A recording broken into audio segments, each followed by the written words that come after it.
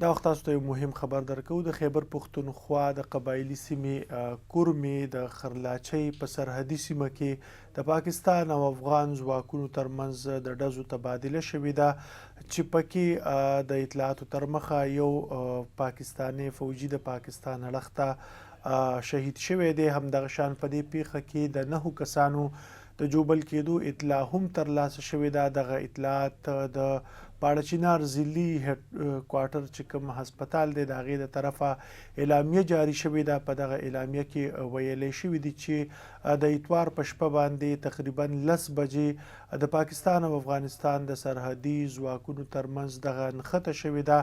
د پاکستاني چارواکو وینا ده چې په خرلاچۍ کې د پاکستان اړخ ته د افغانستان د طرفه طالب ځواکونه چې دي دغه ډزې وروسته د هغې وکړي چې دلته کې په یو سړک باندې د پاکستان د اړخه کار شروع کړی شو. په کومو باندې چې کوم ملازمینو چې کوم کارکوونکي وو په هغې باندې د افغانستان اړخ نه د طالبانو ځواکونو ناتاره ډزې کړي دي چې پکې یو پاکستاني فوجي شهید شوی دی. همدغه شانتې کې په دغه ډزو کې 9 کسان جوبل شوي دي چې پکې 7 پاکستاني فوجیان اهلکار هم شامل دي.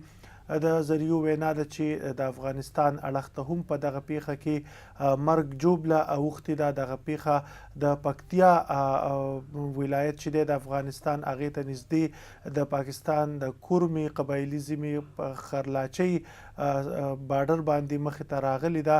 په دې پیښه کې یو پاکستاني فوجي شهید شوی دی، 9 کسان پکې جوبل شوي هم دي. د افغانستان اړخ نه تر دې وخته پورې معلومه نه ده چې افغان ځواکونو ته په دغه ډزو کې څومره مرګ ژوبله اوښتې ده. خو د BBC خبر تر مخه په دې نښته کې د سپکو او درنو وسلو استعمال شوی دی.